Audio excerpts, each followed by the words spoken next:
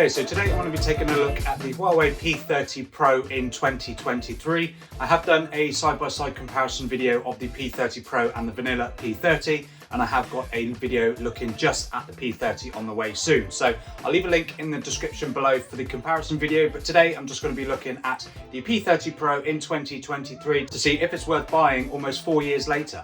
Okay, so when the P30 Pro was released in April of 2019, of course that's almost 4 years ago, it was boasting some pretty decent specs, including a 5x optical periscope lens, a large 4200 mAh battery, and fast 40-watt charging. But of course things like that are the norm on smartphones today. You've got 5000 plus mAh batteries, cameras with further reach, and much faster, up to 150-watt charging on some OnePlus phones. So of course specs like this aren't the best today, but it'd be interesting to see how all of these things are performing in 2023. So I'm just going to start by talking about the display of the P30 Pro. It's a 6.47-inch curved AMOLED display with a standard 60 Hz refresh rate. Of course, high refresh rate displays were pretty few and far between in 2019, but of course that's the norm on budget phones today. But it is a really nice display. It's got some really nice colors. Of course, being an OLED display, it's got the nice dark, clean blacks and whites, really nice color reproduction, and the fact that it hasn't got a 90 Hz refresh rate, personally for me, isn't the end of the world. It does seem pretty smooth overall. The phone isn't too curved on the edges. Of course, you've got things like I think it's the Mate 30 Pro, where they curved almost right down to the middle of the phone. So the curve on the P30 Pro is quite small, which is really nice. I don't like these ones that curve right the way over the edge. The chin on the bottom is pretty slim as well, and then up the top you get a little dewdrop notch which houses the 32 megapixel selfie camera. And as for the build of the rest of the phone, it's a glass and aluminium build. You've got glass back, which does allow the P30 Pro to have wireless charging up to 15 watts. And the P30 Pro did carry on with the reverse wireless charging that was introduced on the Mate 20 Pro, but that is just capped at 2.5 watts, so you're not really going to get a huge amount of power from that. But again, it's just a nice feature to have, but of course it's something that's quite popular on new flagship phones of today. And then in the top left corner, you get the quad camera system, which consists of a 40 megapixel f1.6 primary camera, which does 4-in-1 pixel binning. This is enough to produce really nice detailed 10 megapixel photos, and this does help the phone to perform better in low light. And of course, again, pixel binning is something that is the norm on phones these days, especially when you've got 64, 108, or even now 200 megapixel primary cameras which do that pixel binning technology. And then you do get a 20 megapixel ultra wide with an f2.2 aperture, and then an 8 megapixel 5x optical periscope lens, and then a depth sensor as well. So the 5x periscope lens is something that was introduced with the P30 Pro in the Huawei brand, and this did boost some really great zoom range, up to 50 times digital zoom. Now, personally, it's not something that I've used a huge amount, but I have had a little play around with it. It does yield some surprisingly good results. Of course, you're not going to get huge amounts of detail with such a long reach like that and old processing technologies, but still, 50 times zoom is something that is quite handy to have if you're just looking at something at a distance. But personally, I probably wouldn't go much further than about 20 times digital zoom. It does obviously 5x optical, and then there's a 10x digital tab as well on the screen, so it's just easy just to flip between all of those focal lengths.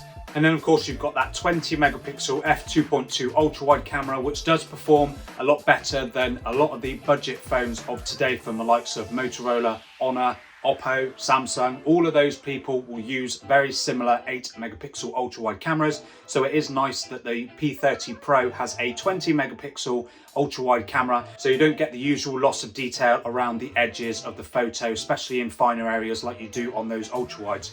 Of course, the P30 Pro, yes, was released as a flagship in 2019, but I now do class it as a budget phone because you can pick it up for some pretty low prices. So something to bear in mind if you're looking at a budget device, maybe an old flagship such as the P30 Pro.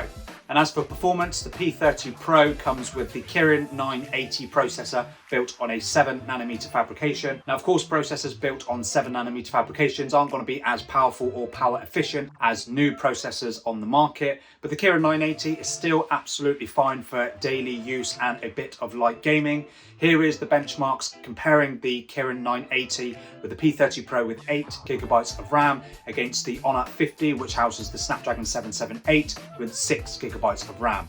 And as you can see, the 778 does perform higher than the Kirin 980, but the 980 does hold its own pretty well against the 778 even 4 years later in terms of benchmarks.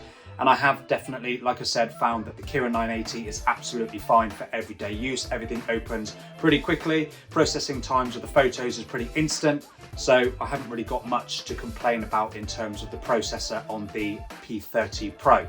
Now, in terms of software, this is where the P30 Pro and other old flagship devices are going to be taking a bit of a hit. It's running the old Android 10 with Huawei's EMUI version 12 on top. So it came with Android 9 out of the box and it is running Android 10. So it only had one major software update up to Android 10. So if you're looking for a phone that maybe will be housing Android 11 or even Android 12, the P30 Pro definitely isn't going to be for you.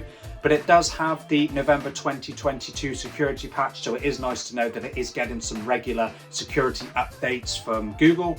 But yeah, like I said, in terms of software, it is pretty old, but I don't think that's hindered my overall experience using the P30 Pro. And the battery life is still holding up really, really well. It's a 4200 milliamp hour cell, which, to be fair, there are still some phones coming out these days with roughly that sort of capacity. And yeah, 4200 milliamp hours is still absolutely fine for getting me through a full day, no problem. And the 40-watt wired charging is enough to get you 70% in 30 minutes. So that's still a really good charging time and endurance on the P30 Pro. So overall, I've really enjoyed my time using the P30 Pro. It's got the normal premium specs, premium design with the glass back, wireless charging, reverse wireless charging. Of course, it's got fast wired charging, an OLED display, quad camera system with that periscope lens, and definitely still dependable performance. The downside, the main downside for me, and I think the only downside really, is the software on the P30 Pro. Not in terms of my overall experience using the software, but it is unfortunately running the old Android 10. So that's something to bear in mind. But if that doesn't bother you and you're still getting the newer security updates, so you should be pretty secure using the P30 Pro anyway. But yeah, if that doesn't bother you, the P30 Pro is still a really good option. And I managed to win this one on a bid for about 160 quid on eBay. It's got a few minor scratches on the back and the display did have a few scratches, but once I put a case on it, it just felt like a new phone. So no problems for me using the P30 Pro. As we make our way into 2023 even further, of course, this is going to be a phone that I can recommend less and less the older it gets, but at the moment, it still seems pretty good. But let me know in the comments what you think of the P30 Pro. And don't forget to subscribe if you enjoy videos like this, and if you want to see more old flagship devices, I have got a lot more coming in 2023. So thank you for watching, and I'll see you in the next one.